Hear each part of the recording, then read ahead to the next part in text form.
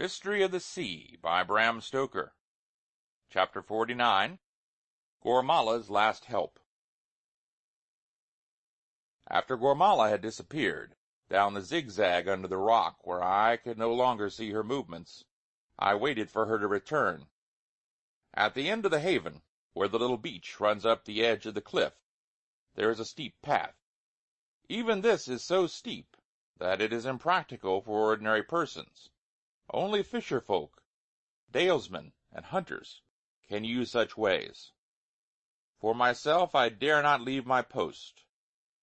From the end of the haven, I could not see any part at all of the coast I had come to watch, except the narrow spot between great cliffs, where the channels ran right and left of the Rock of Dunby. So I crept back to my hiding place behind the angle of the wall, from which I could watch the entrance to the track down which she had passed. Time wore away slowly, and the mist kept coming in more frequent belts, heavier and more dank. After the sunset the fog seemed to come more heavily still, so that the promise of the night was darkness invincible. In Aberdeen, however, the twilight is long, and under ordinary conditions it is easy to see for hours after sunset. All at once, after the passing of a belt of mist, I was startled by a voice behind me. "And for what is it ye watch, Nick? Is it the mystery, or the sea that holds ye to the dyke? Or maybe it is the treasure that ye seek?" Gormala had evidently come up the path at the end of the haven. For a while I did not say a word, but thought the matter over.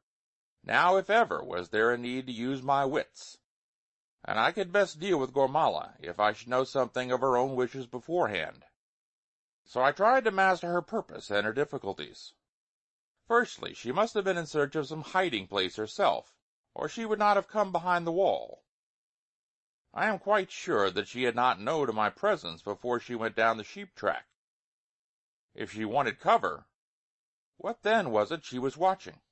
She had been down to the beach of the haven, and so must have known whether or no it was bare of interest. As she was choosing a corner whence she could watch the track, it was at least likely that she expected someone to go up or down by it. If she were looking for someone to go down, she would surely rather watch its approaches than the place itself.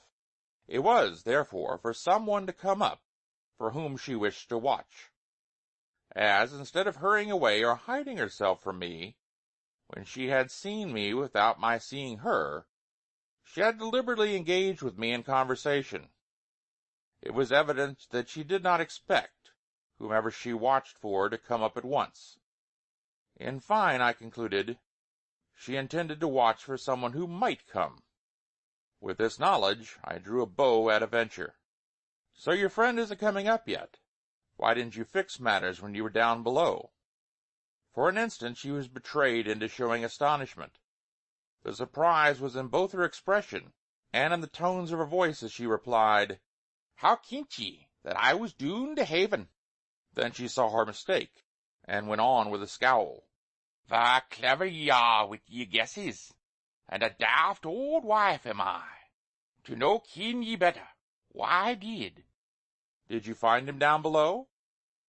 Even whilst I was speaking the conviction came to me, I scarcely know how, but it was there as though deep-rooted in my brain all of my life, that our enemies were down below, or that they had some hiding place there. Gormala must have seen the change in my face, for she exclaimed with jubilation, "It would have been better for ye that ye had taken my service. The een that watched others micht hae been watching to your will. But it's ower the new. What secret there was is yours nae mair, and it may be waur for ye that ye flouted me in the days gone." As she spoke, the bitterness of her manner was beyond belief. The past rushed back on me so fiercely that I groaned. Then came again, but with oh, what pain, the thought of my dear one in the hands of her enemies. Let no man question the working of the Almighty's hand. In that moment of the ecstasy of pain, something had spoken to the heart of the old woman beside me. For when I came back to myself, they were different eyes which looked into mine. They were soft and full of pity. All of the motherhood which ever had been, or might have been, in that lonely soul was full awake. It was with a tender voice that she questioned me. "Ye are muckle sad, laddie. Do I no ken a look like that when I speir it, and know that the fates are to their work? What maks ye greet, laddie? What maks ye greet?" For by this time the revulsion of tenderness had been too much for me, and I was openly weeping. "Is it that lassie is gone frae ye? Weel, I ken that nane but a lassie can mek a man great." I felt that the woman's heart was open to me, and spoke with all the passion of my soul. "Oh, Gormala, help me. Perhaps you can, and may not be too late. She is stolen away and is in the hands of her enemies, wicked and desperate men who have her prisoner on a ship somewhere out at sea. Her life, her honor are at stake. Help me if you can, and I will bless you to the last hour of my life." The old woman's face actually blazed as I spoke. She seemed to tower up in the full of her gaunt height to the stature of her woman's pride, as with her blazing eyes she answered me. "What? A woman? A lassie? In the hands of wicked men? Aye, and sic a bonny grand lass as yon, though she did flout me in the pride of her youth and strength. Laddie, I'm with ye in all ye can do, whether the strength of my heart and the breath of my body, for life or for death. Never mind the past. Bad or good, for me it is o'er, and frae this oot I'm to your work. Tell me what I can do, and the grass'll no grow under my feet. A bonny bit lassie in the power of wicked men. I may have been eager to win your secret, but I'm no that bad to let aught sick come between me and the duty to which is pure and good." She seemed grand and noble in her self-surrender, such a figure as the poets of the old sagas may have seen in their dreams, when the type of noble old womanhood was in their hearts, in the times when the northern nations were dawning. I was quite overcome. I could not speak. I took her hand and kissed it. This seemed to touch her to the quick. With a queer little cry she gasped out, "Oh, laddie, laddie," and said no more. Then I told her of how Marjorie had been carried off by the blackmail gang. I felt that she was entitled to this confidence. When I had spoken, she beat with her shut hand on the top of a wall and said in a smothered way, "Och, if I but kent, to think that I might have been watching them instead of speering round yon hoose of yours, watching to wring your secret frae ye, and aiding your enemies in their work. First, the outland man with the dark hair, and then them along with the black man with the evil face that sought ye the nicht gone. Woe's me that I had done harm to, in the frenzy of my lust and greed and curiosity." She took on so badly that I tried to comfort her. I succeeded to a measure, when I had pointed out that the carrying off of Marjorie was altogether a different matter from what had gone on in my house. Suddenly she stopped rocking herself to and fro, holding up one long gaunt arm, as I had seen her do several times before.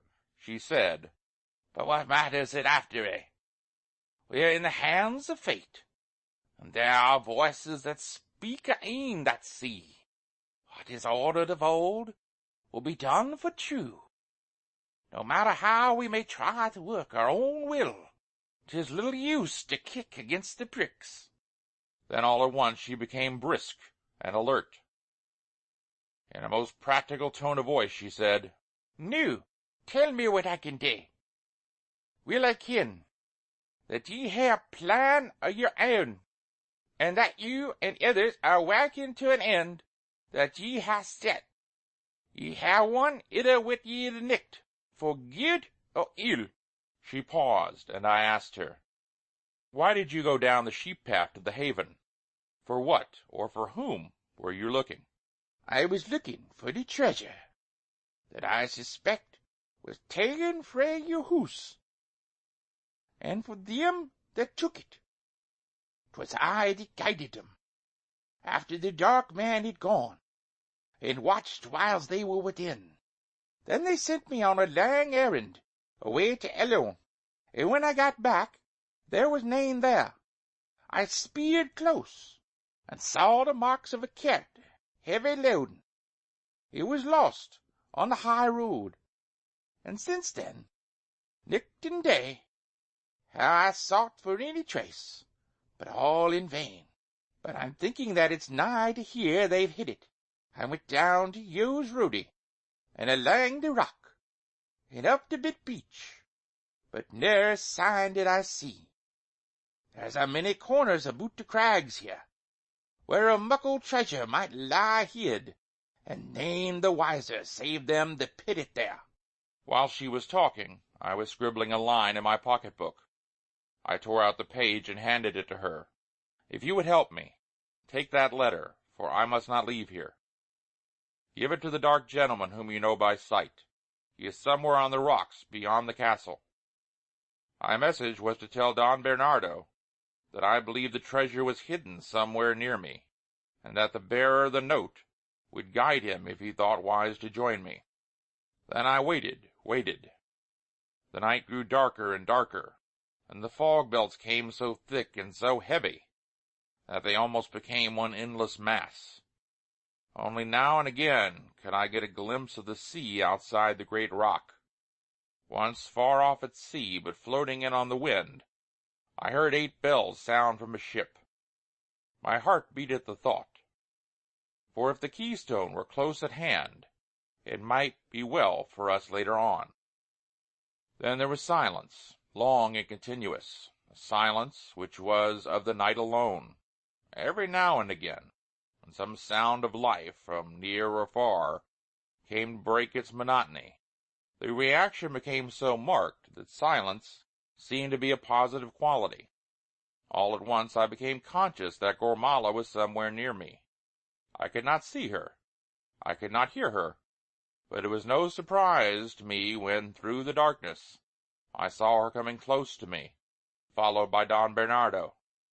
They both looked colossal through the mist. As quickly as I could, I told the Don of my suspicions and asked his advice. He agreed with me as to the probabilities of the attempt to escape, and announced his willingness to go down the path to Dunbehaven and explore it thoroughly so far as was possible. Accordingly, with Gormala to guide him, he went to the end of the haven and descended the steep moraine. It was a declension rather than a path. For myself, I was not sanguine as to a search. The night was now well on us, and even had the weather been clear, it would have been a difficult task to make search in such a place, where the high cliffs all around shut out the possibilities of sidelight. Moreover, along the haven, as with other such openings on this iron-bound coast, there were patches of outlying rock under the cliffs. Occasionally these were continuous, so that at the proper state of the tide a fairly good climber can easily make way among them. Here, however, there was no such continuity. The rocks rising from the sea close under the cliffs were in patches. Without a boat it would be useless to attempt a complete exploration. I waited, however, calmly. I was gaining patience now out of my pain.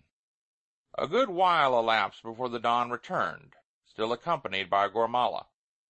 He told me that only the beach had been possible for examination, but as far as he could see out by either channel, there was no sign of anyone hiding, or any bulk which could be such as we sought.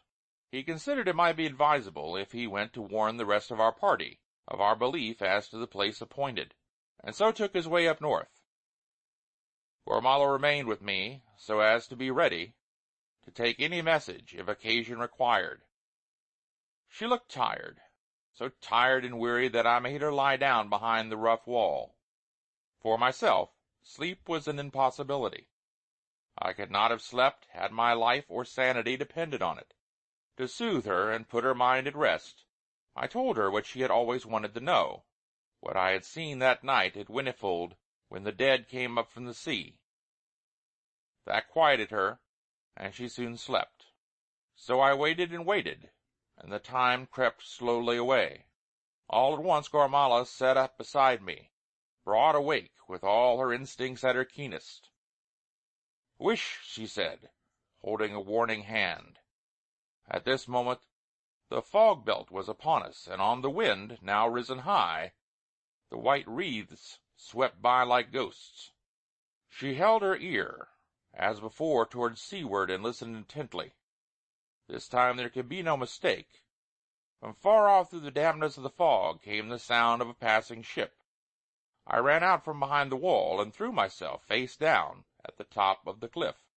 I was just at the angle of the opening of the haven, and I could see if a boat entered by either channel. Gormala came beside me and peered over. Then she whispered, "I shall gang doon the Yowes roadie. It brings me to the haven's mouth, and frae thence I can warn ye if there be aught." Before I replied, she had flitted away, and I saw her pass over the edge of the cliff and proceed on her perilous way. I leaned over the edge of the cliff listening. Down below, I heard now and again the sound of a falling pebble dislodged from the path, but I could see nothing whatever. Below me the black water showed now and again in the lifting of the fog. The track outwards leads down to the sea at the southern corner of the opening of the haven, so I moved on here to see if I could get any glimpse of Gormala. The fog was now on in a dense mass, and I could see nothing a couple of feet from me. I heard, however, a sort of scramble, the rush and roll of stones tumbling, and the hollow, reverberating plash as they struck the water. My heart jumped, for I feared that some accident might have happened to Gormala. I listened intently, but heard no sound. I did not stay, however, for I knew that the whole effort of the woman engaged on such a task would be to avoid betraying herself. I was right in my surmise, for after a few minutes of waiting, I heard a very faint groan. It was low and suppressed, but there was no mistaking it as it came up to me through the driving mist. It was evident that Gormala was in some way in peril, and common humanity demanded that I should go down to help her if I could. It was no use my attempting the sheep track. If she had failed on it, there would not be much chance of my succeeding. Besides, there had been a manifest slip or landslide, and more than probably the path, or some necessary portion of it, had been carried away.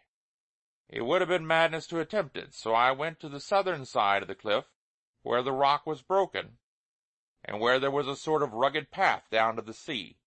There was also an advantage about this way. I could see straight out to sea to the south of Dunbuy Rock.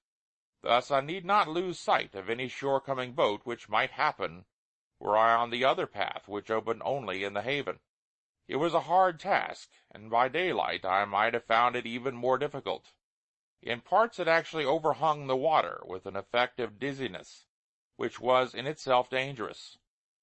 However, I persevered, and presently got down on the cluster of rocks overhung by the cliff. Here, at the very corner of the opening to the haven, under the spot where the sheep track led down, I found Gormala almost unconscious. She revived a little when I lifted her and put my flask to her lips.